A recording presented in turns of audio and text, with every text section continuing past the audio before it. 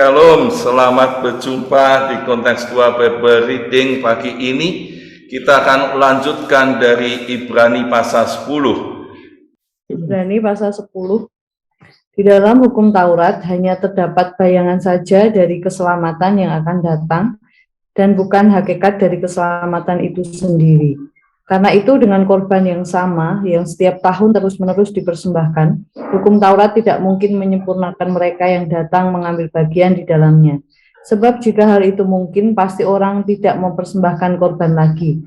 Sebab mereka yang melakukan ibadah itu tidak sadar lagi akan dosa setelah disucikan sekali untuk selama-lamanya. Tetapi justru oleh korban-korban itu, setiap tahun orang diperingatkan akan adanya dosa. Sebab tidak mungkin darah lembu jantan atau darah domba jantan menghapuskan dosa. Karena itu ketika ia masuk ke dunia, ia berkata, korban dan persembahan tidak engkau kehendaki, tapi engkau telah menyediakan tubuh bagiku. Kepada korban bakaran dan korban penghapus dosa engkau tidak berkenan. Lalu aku berkata, sungguh aku datang. Dalam gulungan kitab ada tertulis tentang aku, untuk melakukan kehendak-Mu ya Allahku. Di atas ia berkata, korban dan persembahan, korban bakaran dan korban menghapus dosa tidak engkau kehendaki dan engkau tidak berkenan kepadanya, meskipun dipersembahkan menurut hukum Taurat. Dan kemudian katanya, sungguh aku datang untuk melakukan kehendak-Mu. Yang pertama ia hapuskan supaya menegakkan yang kedua. Dan karena kehendaknya inilah kita telah dikuduskan satu kali untuk selama-lamanya oleh persembahan tubuh Yesus Kristus.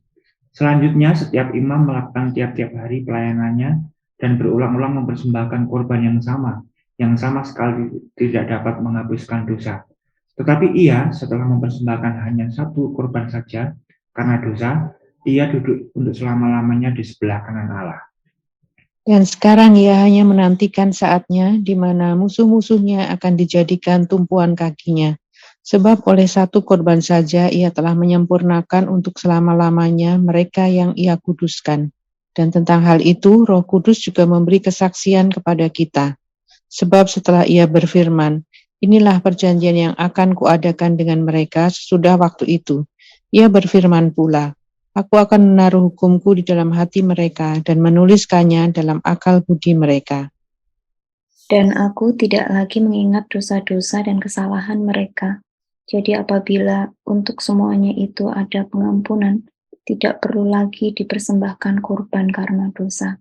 Dan kita di Ibrani pasal 10 ini melanjutkan apa yang sudah disampaikan di Ibrani pasal 9. Dan kita tahu kemarin ada analisis perbandingan, yaitu antara perjanjian lama dengan perjanjian baru, hukum Taurat dan ada di Yesus Kristus. Di dalam perjanjian lama kita mengenal ada tabernakel, kemah suci, dan ada imam besar. Dan kemarin banyak dibahas tentang imam besar. Dan apa yang ada di dalam kemah suci, apa yang dilakukan satu ibadah, mempersembahkan korban, lembu atau domba sebagai penghapus dosa, korban keselamatan, dan apa yang dikatakan semua yang dilakukan itu ditegaskan di pasal 10 kembali di ayat 1. Di dalam hukum Taurat hanya terdapat bayang-bayang saja dari keselamatan yang akan datang dan bukan hakikat dari keselamatan itu sendiri. Itu yang ada di semua ibadah di tabernakel kemah suci hanya bayang-bayang saja. Nah, kita lihat bahasa lain memang katanya kiasan, tapi di hermeneutika kita mengenal itu tipe. Dan nanti ada di dalam perjanjian baru antitipe, penggenapannya. Dan apa yang menjadi bayang-bayang di dalam perjanjian lama digenapi dengan kedatangan Yesus Kristus. Penggenapannya ini yang menjadi satu fakta dan yang sempurna. Apa yang dikatakan bayang-bayang, kita mengenal apa yang dibayang-bayang itu pasti tidak sempurna dan ada bias, ada yang bengkok, ada yang tidak tepat, ada yang tidak jelas, dan ini hanya bayang-bayang. Itu sebabnya kalau kita sudah mengenal kitab Ibrani, mestinya tidak kembali memegang doktrin yang ada di bayang-bayang, dan mestinya pegang yang lebih sempurna, yang lebih tepat. Seringkali kita lebih menafsir hal-hal yang ada di kemah suci, tabernakel tadi, yang kelihatannya masih kabur, akhirnya mendapat satu penafsiran yang alegori, yang tidak tepat sesuai kebenaran firman Tuhan. Dan ini sudah dijelaskan dengan tuntas, dengan jelas, dengan sempurna di kitab Ibrani, yaitu berpusat pada Yesus Kristus. Nah, kita melihat di Ibrani pasal 10, kalau kemarin di pasal 9 tentang sarana, ada kemah dan perkakas, tentang pelayannya itu imam besar, tentang caranya dengan menyembelih korban bakaran, ya bentuknya darah binatang itu yang dipersembahkan, dan yang menerima itu pengampunan dosa baik imam besar, imam maupun umat Israel, dan jalan untuk masuk ke kudusan yaitu terbuka dengan cara pengantara imam besar ini. Nah, di dalam perjanjian lama ada dua yang disoroti kemarin, yaitu tentang imam besarnya dan korbannya, yaitu domba jantan atau lembu jantan.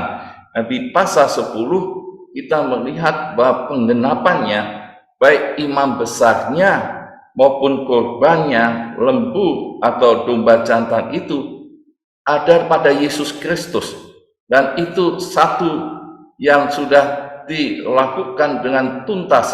Dan imam besarnya kemarin sudah dijelaskan bahwa itu Yesus sendiri, imam besar yang agung, yang sempurna. Dan sekarang pasal 10 tentang korbannya, darah yang dipersembahkan itu siapa? Kalau di perjanjian lama itu lembu jantan dan domba jantan, dan itu setiap tahun dipersembahkan berulang-ulang. Kalau hanya sekali dipersembahkan, mestinya dikatakan di sini di ayat 2, ibadah itu tidak sadar, mereka yang melakukan ibadah itu tidak sadar lagi akan dosa setelah disucikan sekali untuk selama-lamanya. Tapi mereka tiap tahun melakukan itu, persembahkan terus darah domba, binatang berulang-ulang. Untuk apa? Dan ini kita terjawab di kitab Ibrani pasal 10 ayat 4. Korban-korban itu setiap tahun orang diperingatkan akan adanya dosa, supaya mereka mengenal, menyadari bahwa dia orang berdosa yang membutuhkan pengampunan dosa. Dan itu bayang-bayang. Sekarang siapa yang akan menghapus dosa? Siapa yang menggantikan domba jantan itu? Siapa? Apakah itu binatang? Kalau itu binatang, tidak akan bisa menghapus, itu sia-sia. Dan dikatakan oleh kedatangan Yesus di ayat 5-7, Yesus pun menegaskan setelah Yesus datang ke dunia ini, dia tegaskan korban dan persembahan tidak engkau kehendaki, tetapi engkau telah menyatakan tubuh bagiku, menyediakan tubuh bagiku kepada korban bakaran, korban penghapus dosa engkau tidak berkenan. Aku berkata, sesungguhnya aku datang, dalam gulungan kitab ada tertulis tentang aku untuk melakukan kehendakmu. Nah, ini pernyataan Yesus bahwa setelah Yesus datang, korban-korban itu tidak dikehendaki Allah. Jadi apa yang dikehendaki oleh Allah sekarang ini, yaitu tubuh Yesus, ya, mengganti gambaran anak domba jantan yang dipersembahkan darahnya untuk menghapus dosa dan menyucikan dosa adalah tubuh Yesus sendiri. Tubuh Yesus sendiri yang menghapus itu. Dikatakan di ayat 10, karena kehendaknya inilah kita telah dikuduskan satu kali untuk selama-lamanya oleh persembahan tubuh Yesus Kristus. Jadi pasal 10 menegaskan bahwa korban darah domba itu digenapi, yaitu waktu tubuh Yesus disalib, dan itu dilakukan untuk sekali dan untuk selama-lamanya. Jadi kalau sudah sekali, maka sudah tuntas. Orang yang diampuni dan disucikan oleh darah Yesus sekali, maka sudah selesai. Tidak ada korban yang berulang-ulang lagi. Dan ini penggenapan dari bayang-bayang itu. Hanya ada di dalam Yesus Kristus pengampunan dosa, penyucian dosa, hanya ada di dalam Yesus Kristus untuk sekali dan untuk selama-lamanya. Dan inilah korban yang sempurna, persembahan yang sempurna yang dilakukan oleh Yesus Kristus. Itu sebabnya biarlah kita terus menyakini, dan dengan korban itu dinyatakan di ayat 16 dan seterusnya, ada Roh Kudus yang bersaksi. Ya, di dalam perjanjian yang kuadakan pada mereka sesudah waktu itu, aku akan menaruh hukumku di dalam hati mereka dan menuliskannya dalam akal budi mereka. Jadi setelah menerima pengampunan dosa, penyucian dosa oleh darah Yesus yang sempurna sekali untuk selama-lamanya, maka hukum itu bukan ada di hukum Taurat lagi, tetapi ada di hukum batiniah, hukum yang ada di dalam hati, dan Roh Kudus yang diam di hati orang yang percaya pada Yesus. Dia yang akan mengingatkan dan yang terus membimbing, dan dia yang terus mengingatkan untuk tidak ada dosa lagi di dalam orang yang percaya.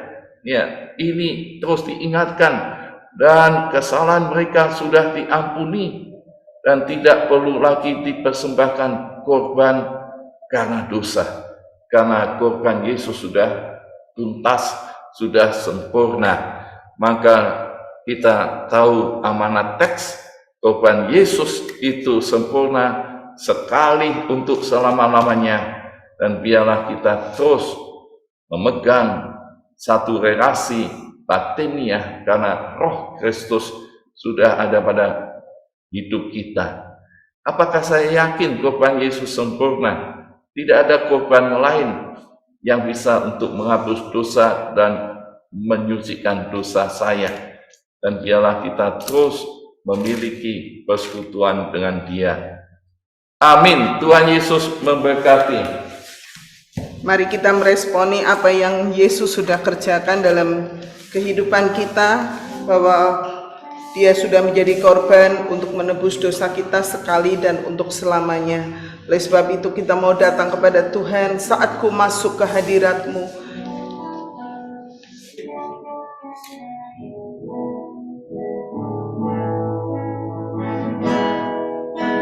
Saatku masuk ke hadirat-Mu, bawa persembahan ke tempat kudus-Mu.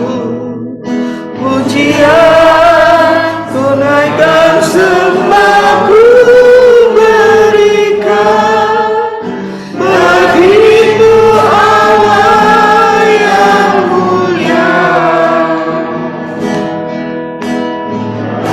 Layakanku menghampirimu, melihat tata kemuliaan-Mu Tuhan.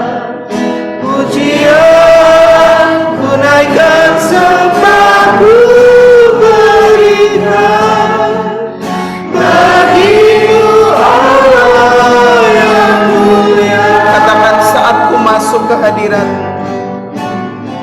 Saatku masuk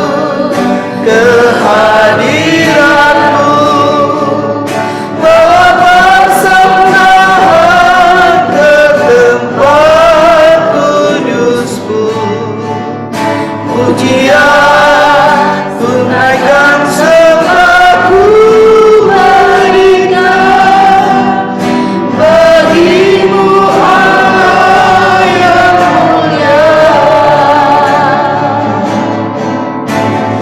Kau layakkan ku menghampirimu, melihat tata kemuliaan-Mu Tuhan. Pujian ku naikkan sembahku berikan bagimu Allah yang mulia. Oleh kuasa darah-Mu Kau telah tebus dosaku. Kedudusanmu melingkupiku, kasih-Mu mengalir memulihkan hidupku. Sungguh besar anugerah-Mu, Kau selamatkan hidupku. Menjadi ciptaan yang baru oleh kuasa darah-Mu. Saat ku masuk ke hadirat-Mu ya Tuhan, saat ku masuk ke hadirat-Mu, bawa persembahan ke tempat kudus-Mu. Pujian ku naikkan sembahku berikan bagimu Allah yang mulia.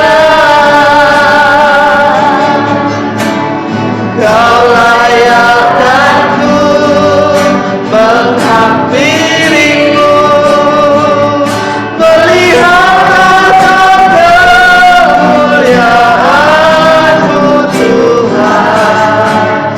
Pujian ku naikkan sembahku berikan bagimu Allah yang mulia. Oleh kuasa darah-Mu Kau telah tebus dosaku. Kedudusanmu melingkupiku, kasih-Mu mengalir memulihkan hidupku. Sungguh besar anugerah-Mu, Kau selamatkan hidupku. Menjadi ciptaan yang baru oleh kuasa darah-Mu. Oleh kuasa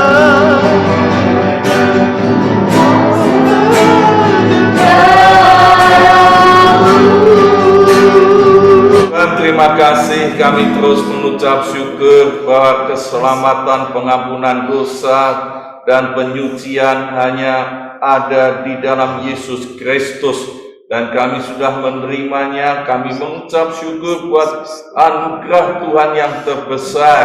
Tuhan berkati semuanya dengan berlimpah-limpah, baik di dalam keluarga, dalam pelayanan, dalam studi, di dalam pekerjaan, dan setiap langkah hidupnya. Tuhan juga melindungi semuanya supaya tetap sehat tanpa dosa dan memuliakan Tuhan. Kami mengucap syukur di dalam nama Tuhan Yesus.